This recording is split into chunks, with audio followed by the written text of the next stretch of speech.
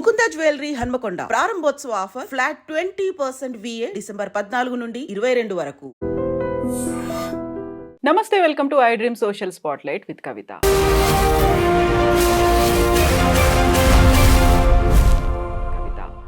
Pushpa 2 release సందర్భంగా సంధ్యా థియేటర్లో జరిగినటువంటి ఇన్సిడెంట్ తర్వాత బోల్డ్ అన్ని ఎపిసోడ్స్ మన ముందు కనిపిస్తున్నాయి. ఫస్ట్ అల్లు అర్జున్ అరెస్ట్, ఆ తర్వాత మధ్యంతర బెయిల్పై విడుదలైన తర్వాత 2 లెటర్లు సోషల్ మీడియాలో తిరుగుతున్నాయి. ఒకటి, మేము పర్మిషన్ అడిగాము అనేది PR టీం నుంచి వచ్చింది. అయితే పోలీసులు మేము హీరోయిన్లని VIPలని రావద్దన్నాము అనేటువంటి లెటర్ ఇప్పుడు ఎందుకు తిరుగుతున్నాయి? ఆ తర్వాత మళ్ళీ అల్లు అర్జున్ బెయిల్ రద్దు అవుతుంది, ఆయన్ని మళ్ళీ అరెస్ట్ చేస్తారనే వార్తలతో పాటుగా చిత్ర పరిశ్రమ తరలిపోతుంది అనేటువంటి వార్తలు కూడా ఎందుకు వినిపిస్తున్నాయి? మనతో పాటుగా ఉన్నారు senior journalist, film critic Bharadwaj garu. Sir నమస్తే.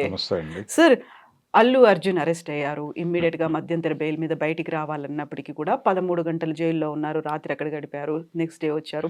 ఫిల్మ్ ఇండస్ట్రీ అంతా తరలి వచ్చింది, ఒక సంఘీభావం ప్రకటించింది. ఆ తర్వాత జరుగుతున్నటువంటి ఎపిసోడ్స్ని ఎలా చూస్తున్నారు సార్ మీరు? అంటే ఒకటి, మధ్యంతర బెయిల్ మీద మాత్రమే వచ్చాడు ఆయన, రెగ్యులర్ బెయిల్ కోసం వెళ్ళాలి వీళ్ళు. అయితే ఈ టైంలో ఇందాక మీరు చెప్పినట్టుగా ఒక లెటర్ ఒకటి థియేటర్ వాళ్ళ వైపు నుంచి బయటకు వచ్చింది. అంటే మేము పర్మిషన్ అడిగామని చెప్తున్నారు వాళ్ళు, పోలీసుల్ని. పర్మిషన్ అడిగిన లెటరే వాళ్ళు బయటకు తీసుకొచ్చారు.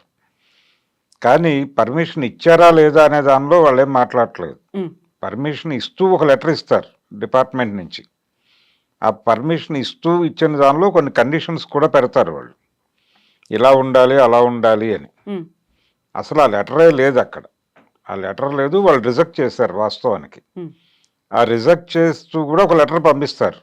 ఆ లెటర్ వీళ్ళు చూసుకున్నారా లేదా అనేది పక్కన పెడితే వాళ్ళు బయట పెట్టారు ఇప్పుడు. అలా ఈ 2 లెటర్లు బయట తిరుగుతున్నాయి. ఒకటేమో మేము పర్మిషన్ ఇవ్వలేదు అని వాళ్ళు చెప్తున్నారు.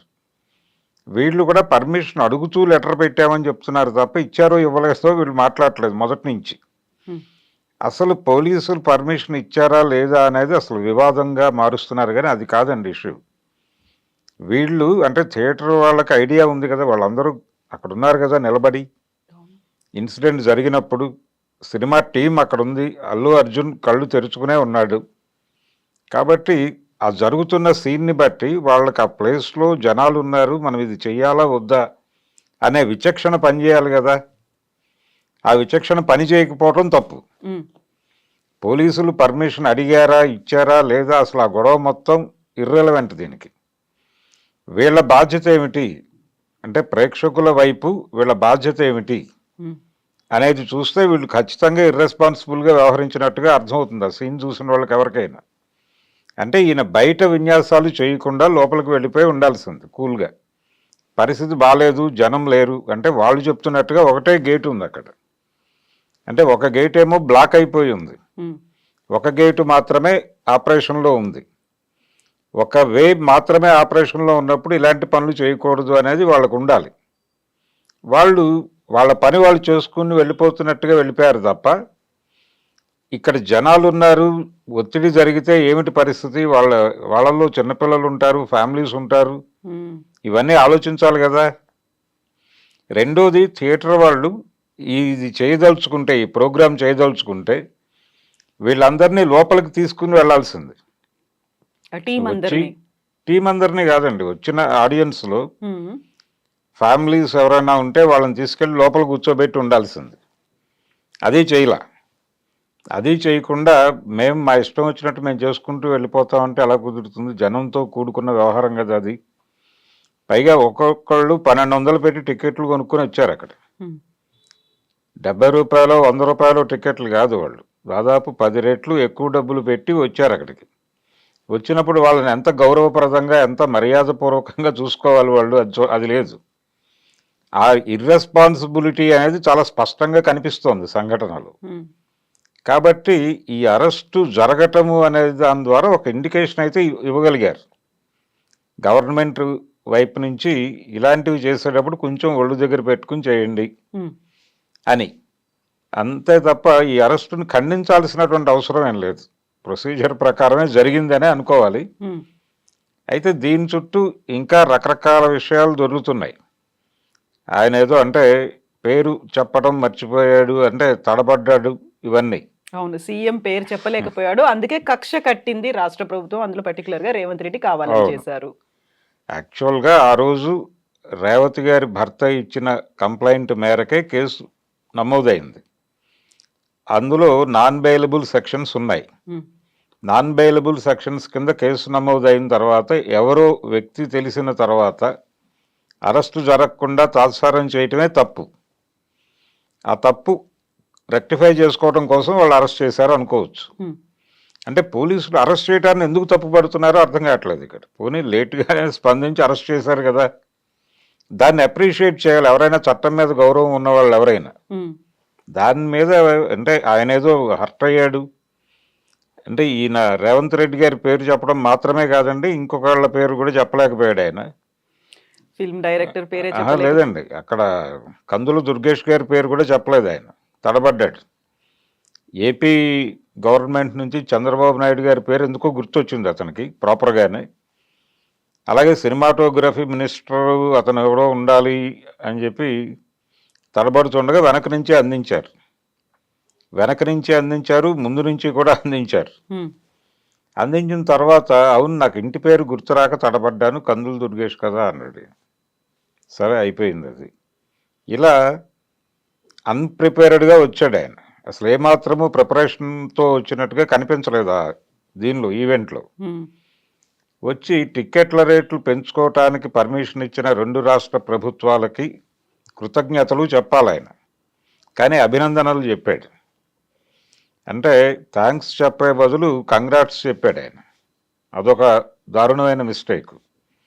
ఇలా టోటల్‌గా బన్నీ ప్రసంగంలో చాలా ఇబ్బందులున్నాయి. అయితే దీని వలన హర్ట్ అయ్యాడా అనేది ఈ అరెస్ట్‌తో లింక్ చేసి మాట్లాడుతున్నారు. హ్మ్. అయితే అయ్యుండొచ్చు. ఇదేంటి మనం ఇంత చేస్తున్నాం వీళ్ళు కనీసం మన పేరు కూడా ఉచ్చరించటం రావడం లేదు వీళ్ళకి అని అనుకుంటే అనుకుని ఉండొచ్చు. ఆయన క్లోజ్ సర్కిల్‌లో ఆయన రియాక్ట్ అయినట్టుగానే ఒక మాట బయటకుంది. బయట ప్రచారంలో ఉంది. అంటే ఆయన దృష్టికి తీసుకెళ్లారు ఆ వీడియో చూపించి. హ్మ్. చూపిస్తే అరే మనం ఎంత చేస్తున్నాం వీళ్ళేంటి మన పేర్లు చెప్పడానికి కూడా ఇబ్బంది పడుతున్నారు అనే మాట ఆయన నోట్లోంచి వచ్చింది అనే మాట సర్క్యులేషన్లో ఉంది బయట. అయినప్పటికీ ఇవన్నీ పక్కన పెట్టి అక్కడ ఒక మనిషి చనిపోయింది, అరెస్టు జరిగింది, జరిగిన సంఘటనలో మా తప్పు కూడా ఉంది అనేది ఎందుకు అడ్మిట్ చేయట్లేదు? యూనిట్ కావచ్చు, అల్లు అర్జున్ కావచ్చు, ఎంతసేపు తప్పు పోలీసుల మీదకి నెట్టేసే ప్రయత్నం చేస్తున్నారు తప్ప, లేకపోతే జనం వచ్చినప్పుడు ఇలాంటివి జరుగుతాయి అని చెప్తున్నారు తప్ప, అక్కడ జరిగిన సంఘటనలో మా వైపు నుంచి కూడా ఏవైనా పొరపాట్లు దొర్లుండొచ్చు, అందుకు సారీ చెప్తున్నామని ఒక్క మాట ఎందుకు అనడం లేదు అనేది ఒకటి. హ్మ్. రెండోది ఎందుకు కనీసం ఆ పిల్లవాడిని చూడటానికి కూడా ఆయన హాస్పిటల్కి వెళ్ళలేదు. దీంతో పాటు ఆనంద్ గారు వెళ్ళి పరామర్శించి వచ్చాడు నిన్న పోలీస్ ఆఫీసర్. సిపి ఆనంద్. వెళ్ళి మాట్లాడాడు అక్కడ బయటకు వచ్చి. అంటే ప్రస్తుతం అతనికి జరుగుతున్న చికిత్స అంతా కూడా ప్రభుత్వం ఖర్చుతోనే జరుగుతున్నట్టుగా ఆయన హ్మ్. చెప్పాడు. మరి వీళ్ళు మేమే చేస్తున్నాము అనే మాట పదే పదే మాట్లాడారు. మరి వీళ్ళు నిజంగా చేస్తున్నారా లేకపోతే అలా మాట్లాడారా అనేది కూడా ఒక అనుమానం ఉంది ఇప్పుడు ప్రపంచంలో. ఈ 25 లక్షలు అనౌన్స్ చేశాడు ఈయన. హ్మ్. ఒక వీడియో చేసి దానిలో ప్రకటించాడు. ఆ 25 లక్షలు తను పర్సనల్గా ఇస్తున్నాడా, యూనిట్ మొత్తం అంటే సినిమా యూనిట్తో కలిపి ఇస్తున్నాడా అనే దానిలో క్లారిటీ లేదు. ఆయన సక్సెస్ మీట్లో కూడా మాట్లాడాడు అదే విషయం. హ్మ్. కానీ ఇప్పటిదాకా వాళ్ళకి ఏ రకమైనటువంటి సహాయం వీళ్ళ వైపు నుంచి అందినట్టయితే లేదు. మొత్తం ఖర్చు ప్రభుత్వమే భరిస్తోంది అన్నట్టుగా ఆనంద్ గారు మాట్లాడాడు. దానికేం సమాధానం చెప్తారు వీళ్ళు అనేది చూడాలి. హ్మ్. ఈ ఈ లోపు అంటే ఈ అరెస్టుకు సంబంధించి బెయిల్ రావడానికి సంబంధించి బెయిల్ ఎలా వచ్చింది వీళ్ళకి అంటే ఇన్ని గందరగోళాలు ఉన్నాయి కాబట్టి ఆయన బయట నుంచే విచారణకు సహకరిస్తాడు. మీరు అతను అంటే ఆయనకి ఏ మనిషికైనా స్వేచ్ఛగా ఉండేటువంటి హక్కు రాజ్యాంగం ప్రకారం ఉంది కాబట్టి దాన్ని కన్సిడర్ చేసి బెయిల్ ఇవ్వండి అని అడిగారు ఆ రోజున హ్మ్. వీళ్ళ అడ్వకేట్. సరే కోర్టు గ్రాంట్ చేసింది. చేసిన తర్వాత ఇప్పుడు పోలీసుల తరఫు వాదించినటువంటి లాయర్లు, పబ్లిక్ ప్రాసిక్యూటర్లు వాళ్ళేం మాట్లాడుతున్నారంటే, ఇలా అడ్మిట్ చేసుకుంటూ వెడితే ప్రతి కేసులోనూ ముద్దాయిలు బయటకు వెళ్ళిపోతే మనం ఏం చేయగలం ఒక ఎగ్జామ్షన్ లాగా తీసుకుంటే దాన్ని. తీసుకుని, అంటే దీన్ని ఆధారంగా పెట్టుకుని మిగిలిన వాళ్ళు కూడా ఇదే ఆపరేట్ చేస్తే ఇబ్బంది కాబట్టి మనం పైకోర్టుకు వెళదాం. Hmm. అంటే ఇక్కడ డివిజనల్ బెంచ్కి వెళ్ళడం కన్నా సుప్రీంకోర్టుకు వెళితే బెటరు. వెళ్ళి ఈ బెయిల్ క్యాన్సిల్ చేసి అతన్ని తిరిగి కస్టడీలోకి తీసుకుంటే బాగుంటుంది అనేది Hmm. ఒక అభిప్రాయం ప్రాసిక్యూషన్ వైపు నుంచి వచ్చింది అనేది కూడా తెలుస్తోంది. ఒకవేళ అలా మూవ్ అయితే ఈయన మళ్ళీ లోపలికి వెళ్లాల్సి ఉంటుంది, మధ్యంతర బెయిల్ రద్దు రద్దవుతుంది. కాబట్టి ప్రమాదం ఉన్నప్పటికీ ఇప్పటికీ అంటే ప్లాన్ చేసుకుంటున్నాడు ఆయన, అంటే రేవంత్ రెడ్డి గారిని కూడా కలవాలని అనుకుంటున్నాడు అల్లు అర్జున్ అని వినిపిస్తోంది. మరి కలుస్తాడా లేదా అనేది చూడాలి. వెళ్ళి సారీ చెప్పడానికంటే ముందు ప్రజలకి, ప్రేక్షకులకి ఆయన ఒక క్షమాపణ చెప్పాల్సిన అవసరం అయితే ఉంది. ఆ రోజు జరిగినటువంటి సంఘటనలో మా తప్పు ఉంది, థియేటర్ యాజమాన్యం తప్పు కూడా ఉంది, మేం గమనించి ఉండాల్సింది, అక్కడ పరిస్థితులు బాగాలేవు, స్పేస్ తక్కువ ఉంది, జనాలు ఎక్కువ ఉన్నారు, కాబట్టి అక్కడ మేము అన్వాంటెడ్ డిస్టర్బెన్స్ క్రియేట్ చేశాము, అది మా వైపు నుంచి జరిగిన తప్పు, అందుకు సారీ చెప్తున్నాము అంటే సరిపోతుంది. ఈయనేమి A1 గానో A2 గానో లేడు, A11 గా మాత్రమే ఉన్నాడు. చెప్పాడు ఆయన క్లియర్గా. ఇంకా పైన చాలా మంది ఉన్నారు, వాళ్ళందరూ వస్తారంటే ఈ PR టీము, ఈ ఫ్యాన్స్ని ఇన్వైట్ చేసినటువంటి వాళ్ళు, వీళ్ళందరినీ ఈ గ్యాప్లో పెట్టే ఛాన్సెస్ ఉన్నాయి. అందుకని కేవలం థియేటర్ వాళ్ళు, అల్లు అర్జున్ మాత్రమే బాధ్యత కాదండి. ఈ సినిమా నిర్మాతల దగ్గర నుంచి దాన్ని ఈవెంట్గా చెయ్యాలి అనుకున్నటువంటి టీం వరకు అందరి ప్రమేయము, బాధ్యత ఉంది దానిలో. దాన్ని అడ్మిట్ చేయటానికి మొహమాట పడుతున్నారు వీళ్ళు అనవసరంగా. పైగా దీన్ని ఇండస్ట్రీ మీద కక్ష కట్టింది తెలంగాణ ప్రభుత్వం అన్నటువంటి యాంగిల్లోకి పట్టుకెళ్తున్నారు. అదొక ధోరణి, అదొక ప్రచారం. దీంతో ఇండస్ట్రీ మొత్తం కూడా రేవంత్ రెడ్డికి ఏదో ఒక గుణపాఠం నేర్పే ప్రయత్నంలో ఆలోచిస్తున్నారు. అసలు ఇక్కడ నుంచి ఇండస్ట్రీని షిఫ్ట్ చేసేద్దాం అనుకుంటున్నారు దాకా ఎక్స్పాండ్ అయిపోయింది గోల. నిజానికి ఆ పరిస్థితి అంటే 3-4 ఇన్సిడెంట్లు, నాగార్జున గారి ఎన్కన్వెన్షన్ మీద దాడి, తర్వాత అలీ తన ఫామ్ హౌస్ను వేరే వాళ్ళకి ఎవరికో రెంట్కి ఇస్తే వాళ్ళు అక్కడేదో కన్స్ట్రక్షన్ చేయబోయారు. అక్కడ ఉన్నటువంటి పర్మిషన్ కంటే పెద్ద నిర్మాణాలు ఏవో చేయడానికి వాళ్ళు అప్లై చేసుకున్నారు, రిజెక్ట్ అయింది. అది ఆయన కూడా ఓపెన్గా చెప్పాడు, లేదు మేము వాళ్ళు అనుమతించిన మేరకే కన్స్ట్రక్షన్ పెడతాము అని చెప్పాడు అలీ. అదొక ఇన్సిడెంట్గా నమోదు చేసుకుంటున్నారు ఇండస్ట్రీ మీద దాడి అనేటువంటి యాంగిల్లో. దాంతో పాటు మోహన్ బాబు గొడవ వాళ్ళ పర్సనల్ ఇష్యూ, అది ఫ్యామిలీ వివాదం, వాళ్ళే రోడ్డు మీద పెట్టుకున్నారు దాన్ని. దానిలో గవర్నమెంట్ చేసింది ఏమీ లేదు, రేవంత్ రెడ్డి గారి ప్రమేయం ఏమీ లేదు అక్కడ.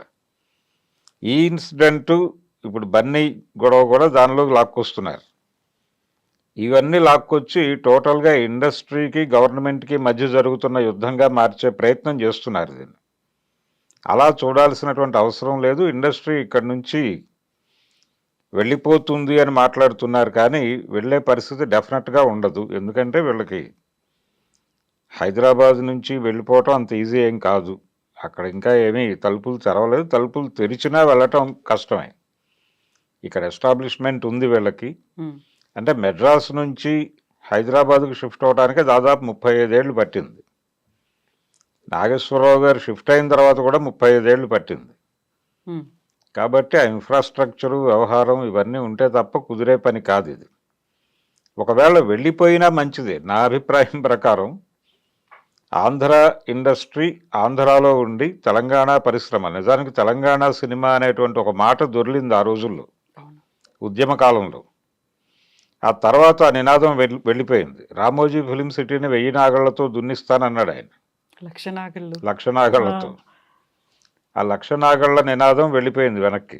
తర్వాత రాచకొండలో ఒక ఫిలిం సిటీ నిర్మిస్తాను తెలంగాణ సినిమా కోసం అని చెప్పాడు కేసీఆర్ గారు, అది అవలేదు.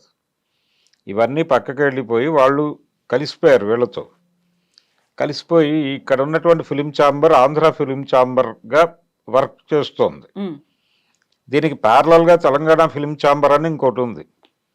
కానీ తెలంగాణ ఫిలిం ఛాంబర్ ఉంది కానీ పేరుకి, ఉమ్, అది కూడా దీనికి 6వ వేలుగా మాత్రమే ఉంది, ఒక ఉపాంగంగా ఉంది తప్ప అది సొంతంగా ఏమీ ప్రోగ్రామింగ్ లేదు దానికి.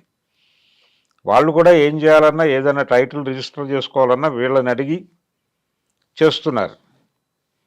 ఆ కండిషన్లో నడుస్తోంది తప్ప తెలంగాణ సినిమా ఆంధ్ర సినిమా రెండు విడివిడిగా ఎమర్జ్ అయితే బాగానే ఉంటుంది. ఇందులో భాగంగా గనక జరిగితే ఒకవేళ తప్పేం కాదు అది. ఇప్పుడు ఉత్తమ ప్రాంతీయ చిత్రము అనేటువంటి కేటగిరీలో తెలుగు సినిమాకి అవార్డు ఇస్తే తెలంగాణకు వెళ్తుందా ఆంధ్రాకి వెళ్తుందా అనేటువంటి ఒక మీమాంస వస్తుంది. అందుకని తెలంగాణ జీవితాన్ని చిత్రించే సినిమాలు తీసుకుంటూ తెలంగాణ సినిమా ఎమర్జ్ అవ్వచ్చు. అలాగే ఆంధ్ర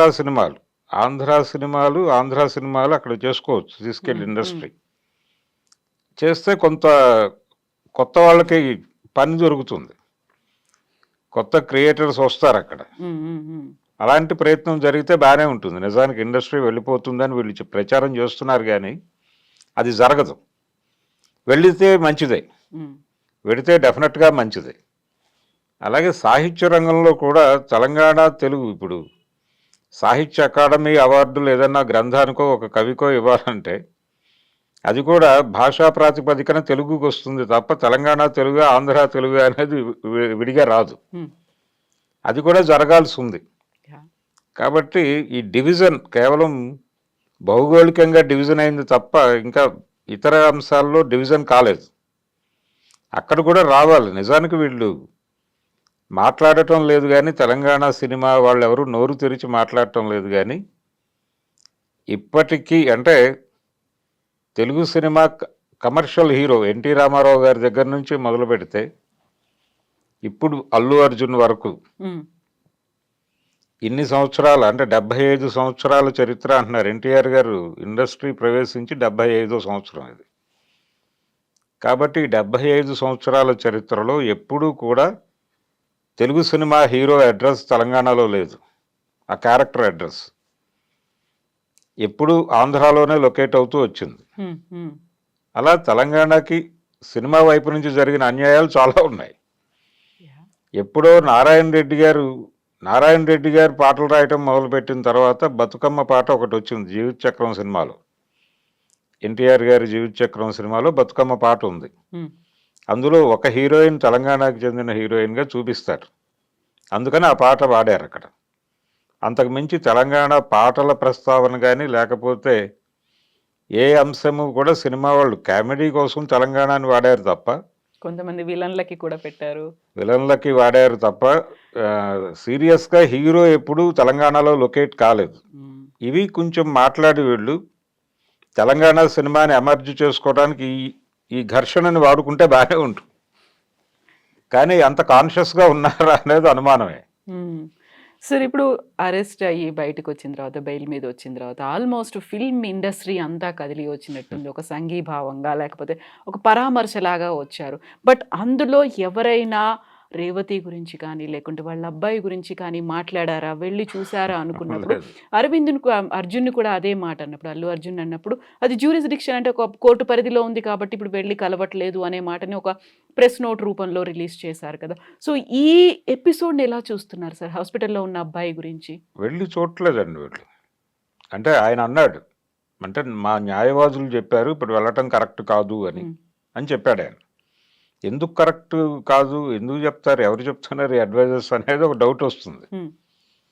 వెళ్ళి వాళ్ళకి ధైర్యం చెప్పాలి కదా. ఇప్పుడు ఆయన అరెస్ట్ అయ్యాడు, అరెస్ట్ అవగానే చిరంజీవి గారు షూటింగ్ ఆపేసి వాళ్ళ ఇంటికి వెళ్ళి వాళ్ళకి ధైర్యం చెప్పి వచ్చాడు కదా. అలాగే మీరు కూడా వెళ్ళి ధైర్యం చెప్పండి ఆ ఫ్యామిలీకి. తప్పే ఉంది దానిలో, ఎందుకు హెసిటేట్ చేస్తున్నారు, ఎందుకు అనుమానిస్తున్నారు మీరు వెళ్ళటానికి?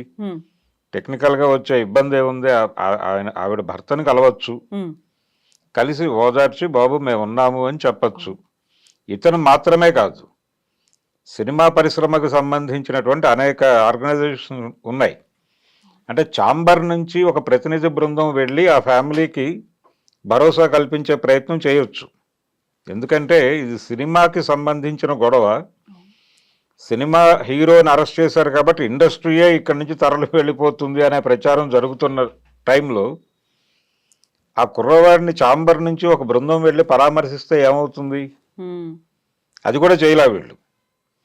అసలు ఆ ఏరియానే మనకు సంబంధం లేని గొడవ, అసలు ఆ ఇన్సిడెంట్తో మనకు ఏ సంబంధము లేదు, అదేదో విధివశాత్తు జరిగిపోయింది అన్న టోన్లో మాట్లాడుతున్నారు వీళ్ళు. ఆవిడ మరణం కూడా ఏదో ఆవిడకి అక్కడ మరణం రాసిపెట్టుంది కాబట్టి అక్కడ చనిపోయింది తప్ప మా ప్రమేయం ఏమీ లేదు అన్నట్టుగా మాట్లాడేస్తున్నారు వీళ్ళు. అది తప్పు, ఆ ధోరణి తప్పు. స్పష్టంగా వీళ్ళ పాత్ర ఉంది దానిలో. ఇక్కడ పోలీసులు పర్మిషన్లు ఇచ్చారా ఇవ్వలేదా అనే డ్రామాని హైలైట్ చేయటం వెనకాల కూడా ఈ కుట్రే ఉంది. అంటే విషయాన్ని పోలీసులకు పరిమితం చేస్తున్నారు. అది పోలీసులు చేసిన మర్డర్గా ప్రొజెక్ట్ చేసేటువంటి ప్రయత్నం ఇండస్ట్రీ వైపు నుంచి జరుగుతోంది. అందులో భాగంగానే ముఖ్యమంత్రి గారు అలిగారు, ఆయన ఏదో పేరు చెప్పలేదని ఇగో క్లాష్కి వెళ్ళిపోయాడు అనే ధోరణిలో మాట్లాడుతున్నారు. ఇదంతా ఇవన్నీ నైతికంగా తప్పు, లీగల్గా కూడా తప్పే. లీగల్గా అక్కడ చనిపోయినటువంటి ఇన్సిడెంట్ నమోదైంది, అది అతనిచ్చిన కంప్లైంట్ మేరకే కేసు బుక్ అయింది. అందులో ఉన్న సెక్షన్స్ వాటి ప్రకారం మీరు జైలుకు వెళ్ళవలసి ఉంది, వెళ్ళారు. Thank you so much sir. Thank you. Thank you sir.